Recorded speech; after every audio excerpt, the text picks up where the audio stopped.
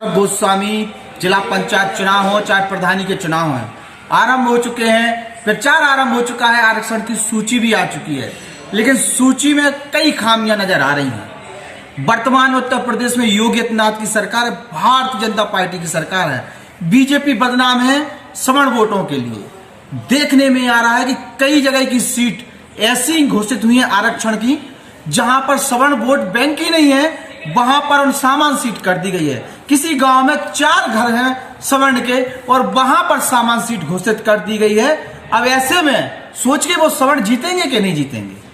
प्रधानी चुनाव की बात कर रहे हैं। दूसरी चीज जिला पंचायत चुनाव की हम बात करते हैं तो जिला पंचायत चुनाव में भी ऐसे समीकरण है जहां पर सामान्य वोट बैंक अधिक है, वहां पर सीट को बदल दिया गया है, और जहां वोट बैंक कम है वहां सामान्य सीट कर दी गई है। एक तरीके से ऐसा देखने को आ रहा है, जो लिस्टों के माध्यम से समझ में आ रहा है। लोग जो बोल रहे हैं, समीकरण ऐसे बन रहे हैं। लोगों ने कई प्रकार से चर्चाएं की हैं, अपने अपने आकलन किए हैं। प्रशासन की कार्यप्रणाली पर भी सवाल खड़े होते हैं कि प्रशासन जो है वो कर क्या रहा है। क्या सरकार और प्रशासन अभी चाहता है कि सामान्य लोग राजनीति से बाहर हो जाएं?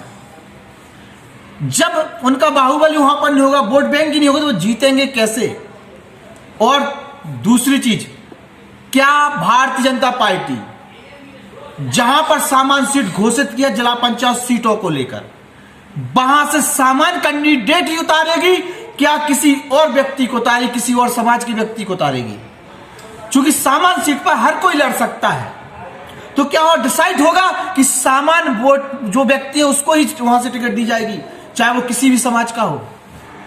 दूसरी चीज, भारतीय जनता पार्टी में कई कार्यकर्ता ऐसे हैं जो काफी समय से भारतीय जनता पार्टी की सेवा कर रहे हैं, या ये कहें कि वो भारतीय जनता पार्टी के ही मूल वोटर हैं। क्या उन्हें मौका मिलेगा?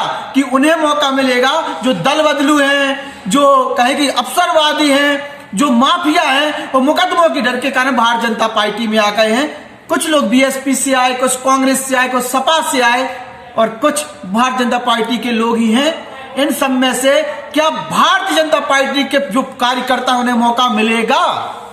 ये सवाल खड़े होते हैं। और निष्पक्षता के साथ क्या जिला अध्यक्ष सीट सही तरीके से दे पाएंगे? सवाल खड़े होते हैं। जवाब जनता चाहती है, और सरकार हो जो चाहे नेता हो, दोनों की कार्यप्रणाली पर यह सवाल खड़े हुए हैं कि सामान्यों को टारगेट बनाया गया है पूरी आरक्षण सूची में। बड़े पैमाने पर सामान्य अब इस चुनाव में बाहर होते हुए नजर आएंगे, और रिजल्ट इस प्रकार के जाएंगे भी। या फिर अगर कोई ब्राह्मण जीतता है या कोई सामान्य कैटेगरी का जीतता है तो वो अपने दम पर जीतेगा।